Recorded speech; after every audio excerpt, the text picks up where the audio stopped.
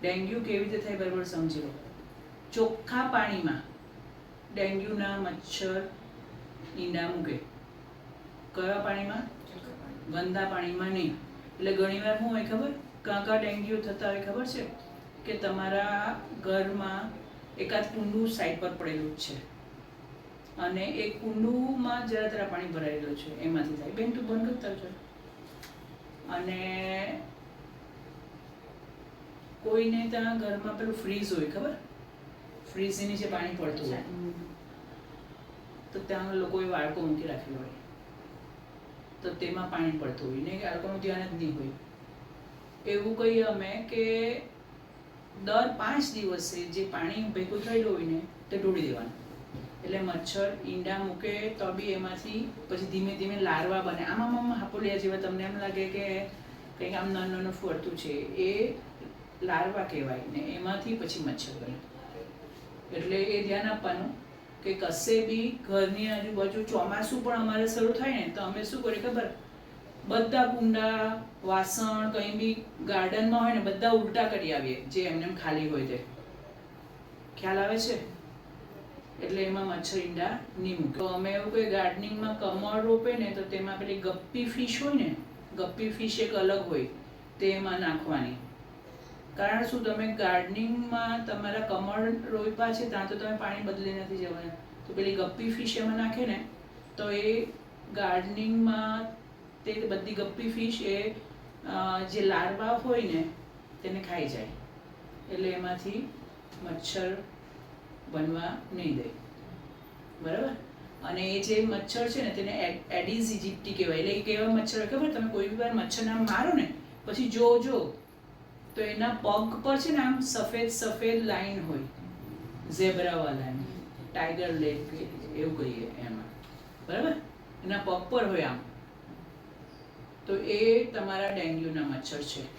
એટલે ધ્યાન આપો. અને ડેન્ગ્યુ આ તને એકવાર થઈ ગયો, એકવાર થયો ને બચ્યા છીએ. હવે પ્રોબ્લેમ શું થાય તે સમજો કે જ્યારે પણ એ વ્યક્તિનામાં સિરમમાં ડેન્ગ્યુના અગેન્સ્ટ, ડેન્ગ્યુ એક પ્રકારનો વાયરસ છે, એ વાયરસ આ એડિસ ઇજિપ્ટી નામના જે મચ્છર છે એના દ્વારા જ જાય આગળ માણસનામાં, કડે એટલે. તો એના અગેન્સ્ટમાં આપણા શરીરમાં એકવાર થયું ડેન્ગ્યુ એટલે એના અગેન્સ્ટમાં રોગ પ્રતિકારક શક્તિ એટલે કે એન્ટીબોડી બની છે ને જિંદગીભર રહેશે એના શરીરમાં. એકવાર એને થયો છે ડેન્ગ્યુ એટલે તો સાચવવું પડે એકવાર ને બીજી વાર. પછી જો થયો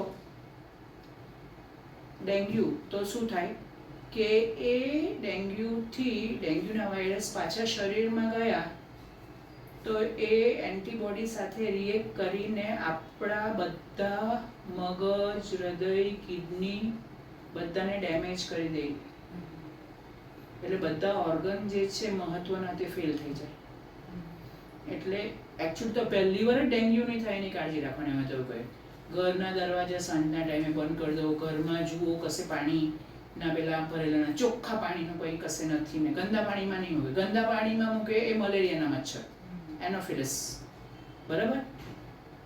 એ ઈંડા મૂકે ગંદા પાણીમાં મલેરિયાના, પણ ચોખ્ખા પાણીમાં ડેન્ગ્યુના મચ્છર મૂકે.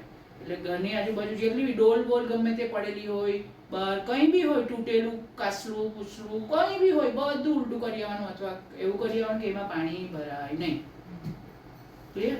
ને ઘરના દરેક પાણી હોય, અમે ચકલાને રોજ પાણી મૂકીએ જ ગાર્ડનમાં 3-4 જગ્યા પર, પછી એને નહીં ધ્યાન આપે તો મારા ઘરમાં પણ આવે. એટલે અમે દર 5 દિવસે એ પાણી ઢોળી કાઢીએ ને પછી પાછું પાણી મૂકીએ.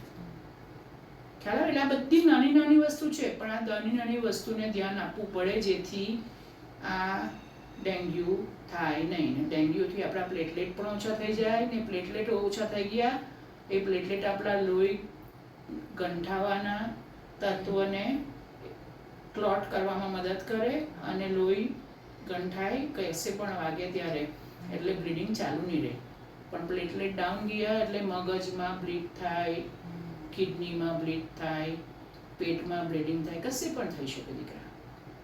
એટલે આ બધું ધ્યાન આપવાની જરૂર છે. સમજી ગઈ પૂરી?